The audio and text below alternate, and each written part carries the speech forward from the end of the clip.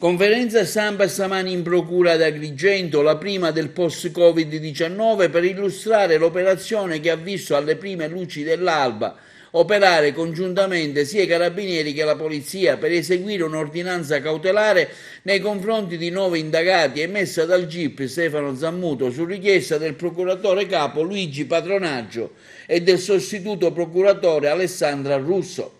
Finalmente viene fatta luce su 2 omicidi che hanno interessato la città del Gattopardo, il primo quello di Enrico Rallo, l'altro di Salvatore Azzarello, vittime di 2 agguati avvenuti rispettivamente il 9 novembre del 2015 e il 18 settembre 2017, che facevano capo a 2 famiglie mafiose diverse e contrapposte tra loro, strutturate in 2 organizzazioni criminali e che avevano a disposizione armi e munizioni a volontà. Le persone arrestate sono 3 in carcere e 2 domiciliari, 2 per omicidio fatte dalla squadra mobile della Polizia di Stato e quelle delle armi eseguite dai carabinieri. I nomi degli indagati in carcere sono Ignazio Rallo, 39 anni, Roberto Nolfo, 28 anni, Angelo Castronovo, 63 anni, mentre vanno ai domiciliari Pino Azzarello, 39 anni, Carmelo Pace, 58 anni. Gli altri indagati con l'obbligo di firma di presentazione sono Giacomo Alotto, Gaetano Gioacchino, Burgio Giuseppe Giganti, Giuseppe Rallo.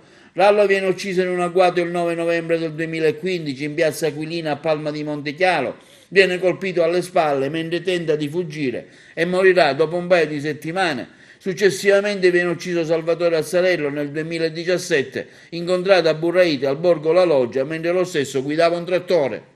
Sì, la collaborazione è stata in questo caso essenziale, c'è stato il coordinamento assolutamente magnifico direi da parte della Procura della Repubblica, che ha messo assieme più risultanze investigative da parte nostra e da parte dei carabinieri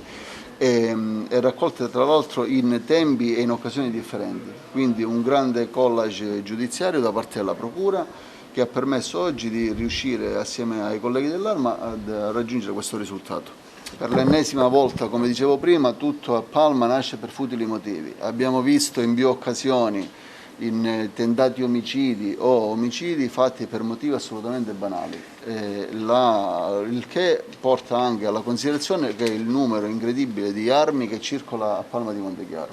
la disponibilità di armi che è sicuramente notevole, i continui sequestri che hanno fatto i carabinieri, che abbiamo fatto noi non solo in quella zona ma in tutta la provincia, che portano sempre e comunque a rilevare il fatto che ci sono tante armi in provincia e tante volte utilizzate per motivi veramente ridicoli. Questo è un filone che è stato pregevolmente portato avanti dai carabinieri, che hanno rilevato e seguito attentamente un filone molto importante, in particolare su un soggetto che in qualche maniera aveva una disponibilità di armi non indifferente. Le persone coinvolte,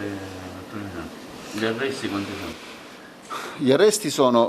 in carcere sono andate 3 persone, 2 accusate di omicidio e una per quanto riguarda il traffico di armi, diciamo la detenzione illegale di armi. Un paio sono finite domiciliari e infine abbiamo 4 persone con l'obbligo di firma per reati minori dal favoreggiamento sempre o comunque reati relativi alle armi. Si tratta di un'operazione molto importante, svolta in un territorio molto delicato, quello di Palma di Montechiaro. La cifra distintiva di questa operazione è la seguente: presenza di armi sul territorio, non si esita ad uccidere per motivi assolutamente banali e attraverso queste indagini, che sono iniziate con un repertamento anche di livello scientifico con la nostra sezione di investigazioni scientifiche e attraverso il controllo del territorio, si è riusciti a creare le premesse perché 2 omicidi potessero essere scoperti.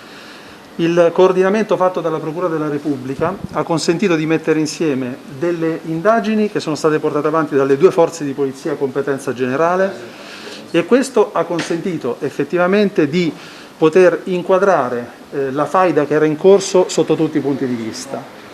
Non secondarie sono state le operazioni che hanno portato al rinvenimento e al sequestro di armi nel corso dell'attività. E anche questa notte, in cui abbiamo operato grazie anche ai carabinieri dello squadrone riportato dei cacciatori di Sicilia, attraverso delle perquisizioni molto accurate, è stato possibile rinvenire alcune cartucce, e cioè cartucce calibro 7,65 che sono state sequestrate e i cui detentori sono stati segnalati alla Procura della Repubblica. Per cui c'è una certa soddisfazione per questa operazione, perché ha